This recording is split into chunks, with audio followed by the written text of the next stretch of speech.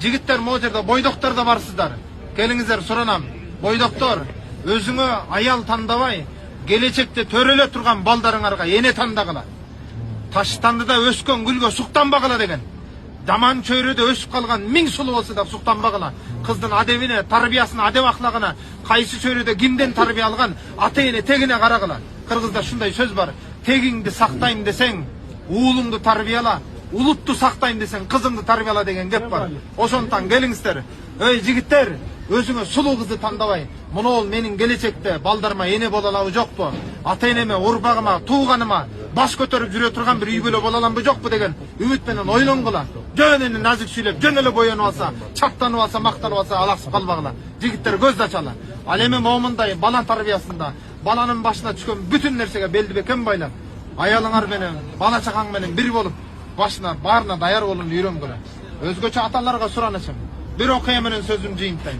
Bir күнү bir киши, карасаңыздар, деңиз жээгинде кайык менен баратканда кайык сынып кетип, кулап кетип толкунунда. Эптеп сүзүп барып ошол аралга жашап калат.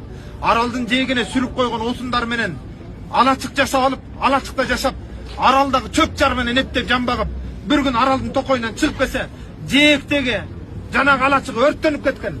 Ошондо ыйлап Кудайга арызданып, "О Кудай, бул эмне кылганың? Bir алачыгым болсо, аны да өрттөп менден алсаң" деп ыйлайт. Ошо кезде bir убакта уктап калып, көзүн ачсачы, кайдан жайдан жээкке корабльдан куткаруучулар келип барат. Сүйүнүп кетип жээкке чыгып, жана куткаруучулардын кораблине отуруп, биринчи суроосу капитанга, "Мени кайдан билдиңер? Кантип таптыңар? Ким кабар берди?" десе, жана капитан айтат, "Кызык экенсиң, ey. Өзүң бирдемкени өрттөп, асманга түтүн чыгарып бизге маалымат бердиң. Анан келдик да" дейт. Ошондо ыйлап туруп, "О Кудай, мени кечир. Сен ар бир ишти билип кылат экенсиң.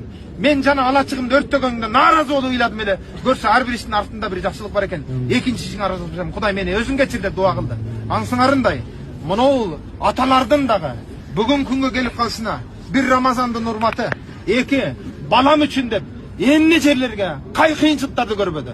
Бардыгы кайсы бирөөсү Кудай Таалага дуасы менен жетти да, мына ушул инсандарды Рамазанда ошончо берешен жомарт инсандарды себеп кылып, мына бүгүн дартына, баласынын дартына дават илеп, акчасын баары табылып отурат. Антан мен Хамзанын атасына, Асландын атасына, ошол эле учурда Байхандын аталарына, аталардын кадыр баркын, перзент үчүн жанын бере турган аталардын коомунда бар экендигин, сиздердей жакшы адамдардын урматына жер бетинде кыямат кайым болбой атканын далилин көрсөтүп атканыңыздарга терең ыраазычылык билдирем. Мына ушул аталарга да бир кол чаап коюңуздар.